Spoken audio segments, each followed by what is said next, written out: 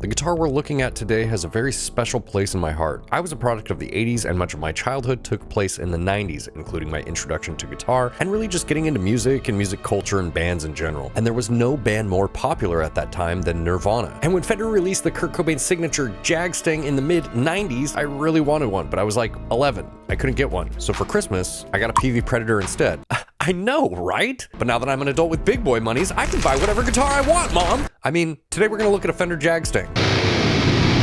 Hello, you amazing, wonderful people out there. It's so nice to see you in what is kind of a bonus video today. I'm releasing an extra video this week. What's the occasion, you might be asking yourself? Well, today's my birthday. And I bought myself a guitar for my birthday. And I just wanted to share it with you. You know, I thought this would be fun. This has always been a guitar that's really appealed to me as a guitar player because when I first started playing guitar, the most influential band to me was Nirvana. I found a really, really good deal on one. And the only reason I was actually able to buy this guitar this month is because of today's sponsor, Squarespace. Tired of your website looking like it was built in 2008? Well, so are your potential clients. Look, we've all been there. With Squarespace's cutting-edge design tools, you don't need to be a designer or even know what CSS stands for. Just tell Blueprint AI who you are and what you do, and boom, your dream website practically builds itself. Add Acuity scheduling and let people book your time without the back and forth emails that make you question your life's choices. Maybe you don't want to see people face to face. You can sell online courses, blogs, videos, and memberships to your self-improvement workshop for black metal musicians. And with built-in SEO tools, your site gets discovered faster so your business can finally stop hiding on page 7 of Google. The best part about Squarespace is it's free to try. You don't need to give them any credit card information to start building your site if you just want to test it out. So don't wait, give your website the love it deserves by going to squarespace.com/Taylor Danley or by using the link down in the description below to start your free 14-day trial and use the code Taylor Danley at checkout to save yourself 10%.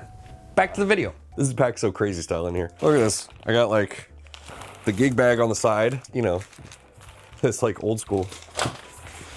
And I thought this guitar case was like really oddly sized, and now I know why.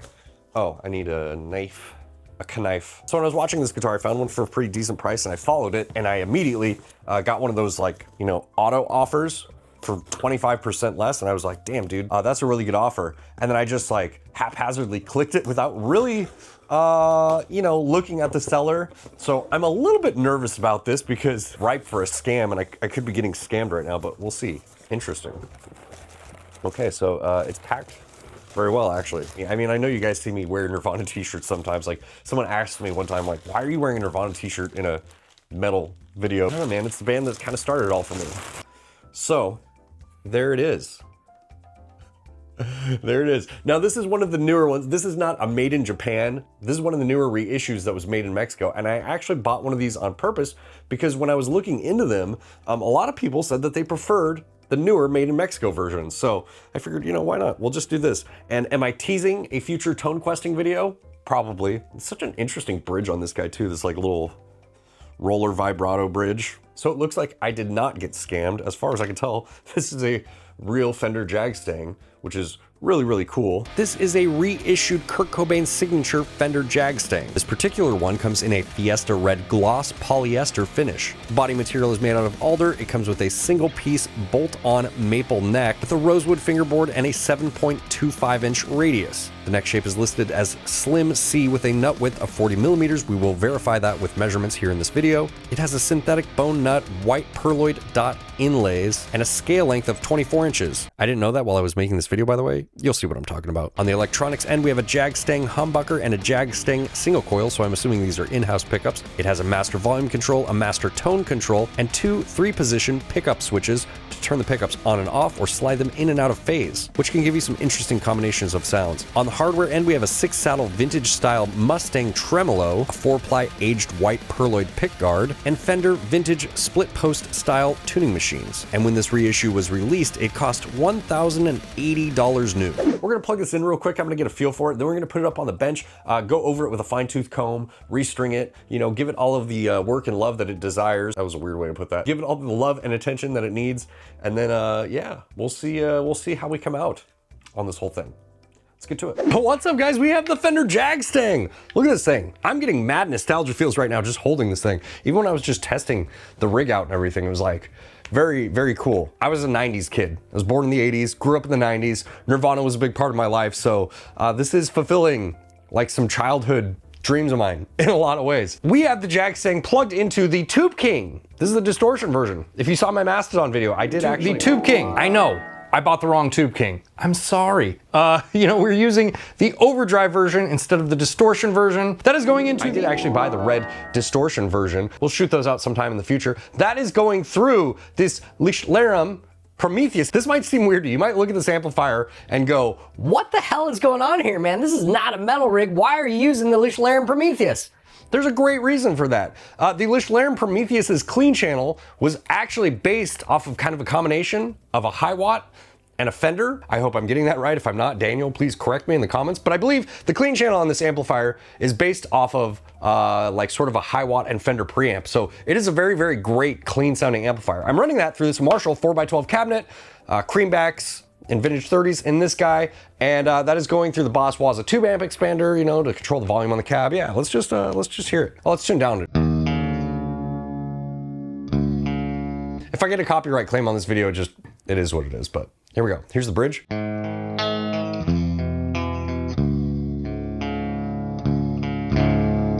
can tell right away I'm having some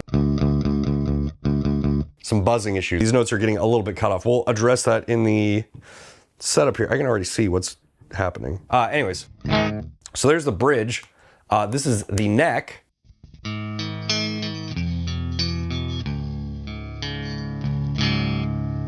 And this is the pickup selection system. You know, this is like Jaguar-esque or Fender, you know, it's vintage Fender. So basically what this is the middle position is off, and then you have positive and negative polarity. So if we turn both the pickups on, it's kind of be like the middle on a three-way toggle.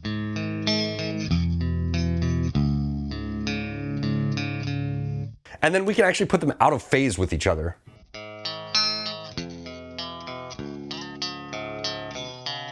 And then they go out of phase this way too. It's almost the same sound, but yeah, you get the idea. Let's turn the Tube King on.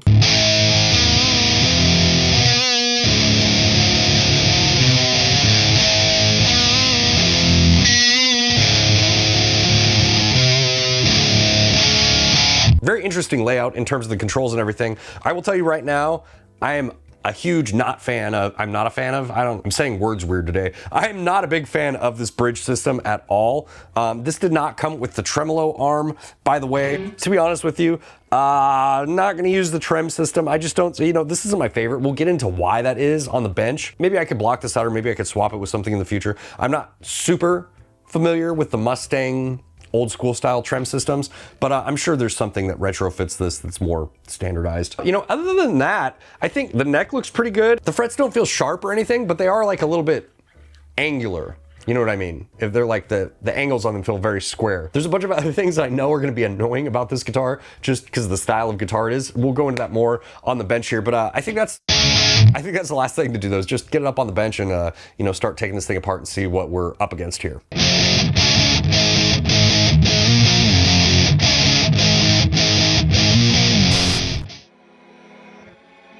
One of the things I want to do here before we get into this is I actually want to weigh this guitar because it surprised me a little bit. It's not that it weighs a lot, but it just weighed more than I thought it would, if you know what I mean. Let's see what this guy is here.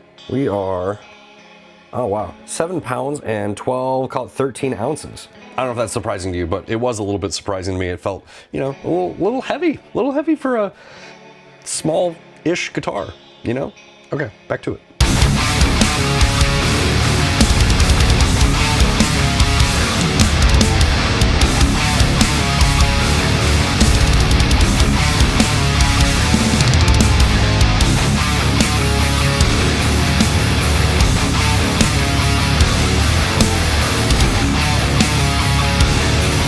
Okay, so I already knew I was not gonna be a fan of this tremolo system. Basically, you have this roller bridge that just kind of sits in these holes. It's got these little spikes that come out of it. And if you can see down in there, you know, it's like a little bowl that these spikes just sit in, and they allow the bridge to move back and forth. And if you really want this to be like a true vibrato, you need to raise the bridge so it has more range of movement there. Like you can see down low like this where the action should be, it doesn't have a whole ton of range of movement, but up here it has quite a bit. And this is how the guitar stays in tune when you're using the actual tailpiece for the vibrato. Okay, I didn't realize it while I was filming this part right here, but this is not the way this is supposed to be. I'll address this in a minute. I'm gonna pull this up and see what we're dealing with underneath this, because there are springs.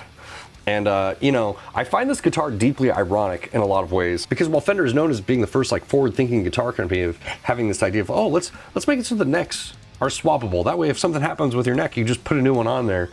You know, easy to interchange and stuff like that. Like, it seems Fender had a lot of really forward-thinking ideas.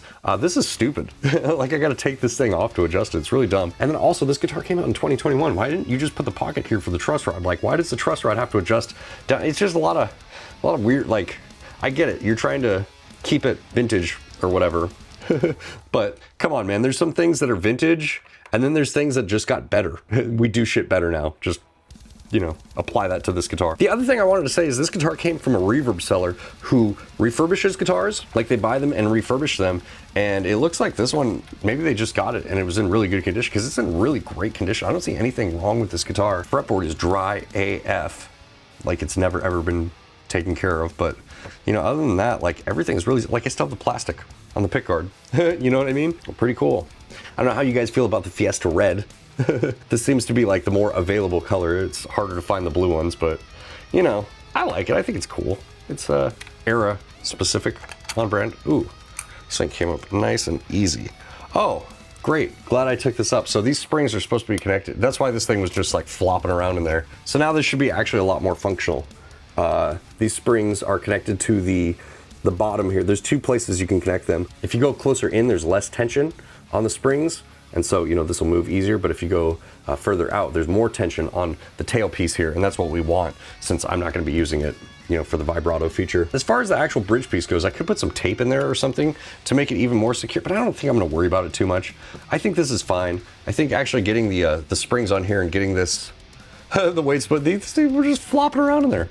So funny. Getting that set up the way it's supposed to be is good. Since we have this open, I might as well show you the routing holes here. I know this is the 2021 reissue, but still, this guitar has not seen a lot of action. This is a good deal on this guitar, man. Hopefully I don't need to adjust the truss rod or anything, because I don't want to take the neck off, man.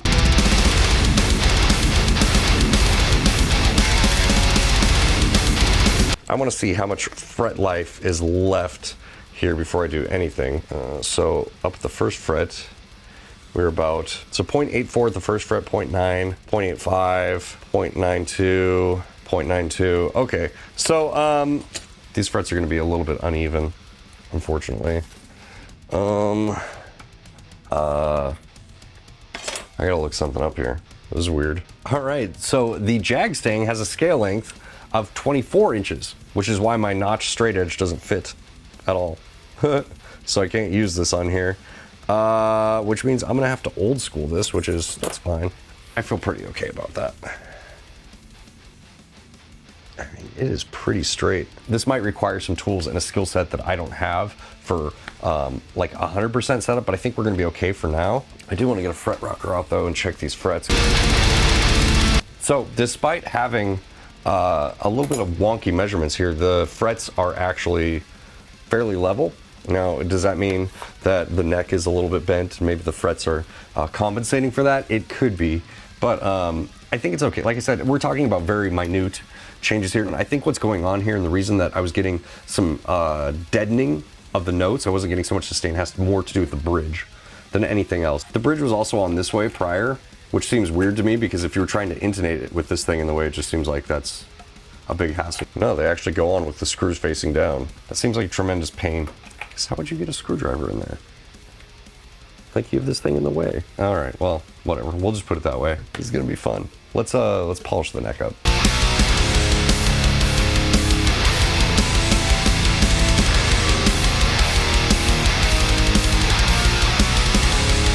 Okay, we have some stripped out holes here for the tuning pegs. They were like really loose, so, you know, just trying to get all of the tuning stability issues under control. I'm just gonna quick and dirty this. I'm gonna put some super glue in here. I don't think I need to do anything crazy, like plug these or anything like that. They're just, you know, it's not bad. They're just not as tight as they should be, so I'm gonna do that, and then they should tighten back down.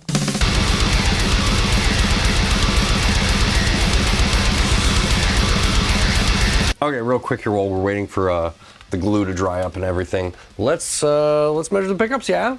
That should be fun. Okay, so with just the bridge pickup on, 7.1617, just the neck position on, we're at 5.54. With both of them on, we're at about 3.17, and if we phase invert any of the positions, we also just get that 3.17. I wasn't sure if phase inverting would have any effect on it or not.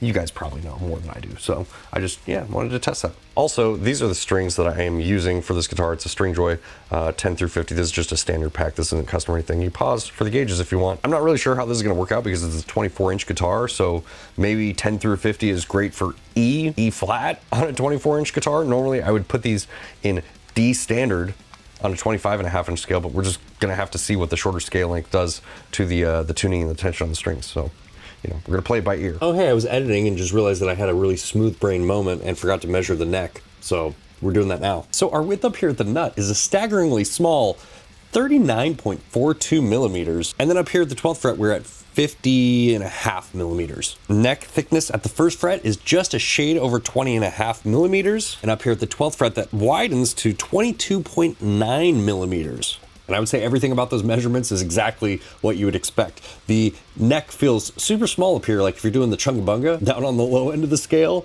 Yeah, it feels super tiny in your hands, almost like you're playing one of those little kid guitars. And in terms of the neck profile, it feels like every Fender ever, I guess. You could call this C, I might almost call this a U shape, but it's so small this way though, it's almost deceiving how thick it is. Like, it just feels very small in the hands. And there's my measurements addendum.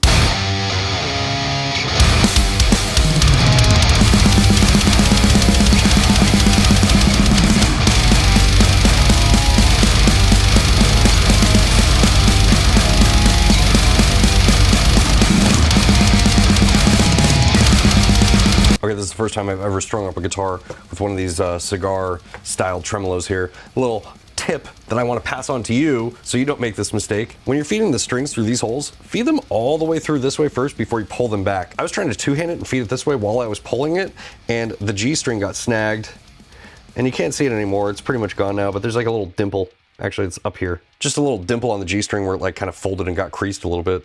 That sucks. You don't want to waste a new pack of strings doing something stupid like that. But, you know, other than that, I think I got it intonated now. And hopefully this thing will stay stable now that I have the springs connected to the actual, you know, bridge the way they're supposed to be.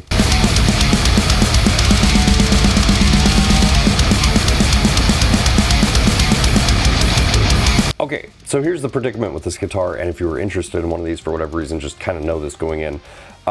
There is an issue with like the angle of the neck and then this bridge system, and I think that if we wanted this to be, you know, to play better, the neck would need to be shimmed. Like, it would need to be shimmed at a slight angle this way, so that the bridge could be raised a little bit so that we could have the correct clearance and action on the fretboard. Because as it sits right now, I mean, it's not insanely high, but the action is pretty high. Not any crazy buzzing or anything like that, but maybe not as much sustain on the notes as I would like. I chose to leave the plastic on the pickguard too for right now. Maybe I will take this off in the future. But I just wanted to leave it on there for right now. I just want to point out right now, I don't think there's anything about this guitar that really makes any sense, but I'm just pointing out the things that I find interesting. Because these pickups are at an angle, and I'm assuming this is like kind of a stylistic choice, what we have here is the strings line up with the screw poles on the bass side, and then the non-screw poles on the treble side, and everything lines up here with the neck pickup, but you know, again, it's at an angle. And to me, the shape of this guitar just kind of screams 90s, but it's pretty inconvenient in a lot of ways. Like, if you want to set this down against something, or even just set it in a stand, it doesn't sit in a stand because of the weird, you know, tail end here. So yeah, for better or worse, it's just one of the weird things about this guitar.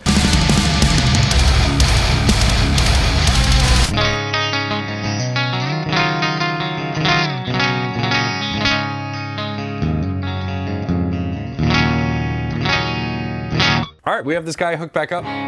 Now, luckily, I didn't have to intonate or adjust the neck because that would have added a ton of extra time to the setup. Basically, with these sort of guitars, you just have to make adjustments, put the strings back on, measure. If it's wrong, you take everything off, make the adjustment. It's just, yeah, it's a lot. It's worse than a Floyd Rose in a lot of ways. But let's go back here.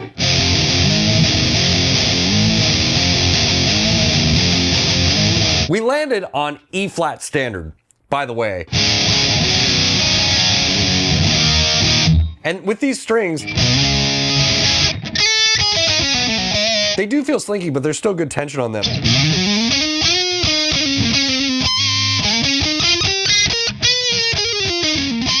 Yeah, this guitar is staying in tune much, much better now. Much, much better.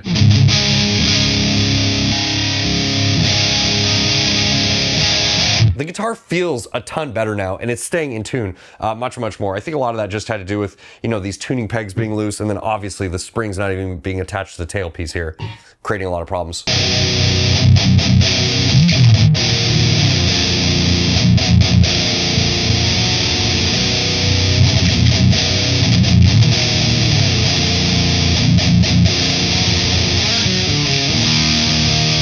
You know, I kind of dig the 24-inch scale length, if I'm being honest with you. Aside from it being a little outside the norm and me not having a notch straight edge to check the neck relief on, I think the 24-inch scale length is actually kind of cool. As someone with really small hands, I feel like this guitar feels like what normal guitars probably feel like to people with normal size hands, if that makes sense.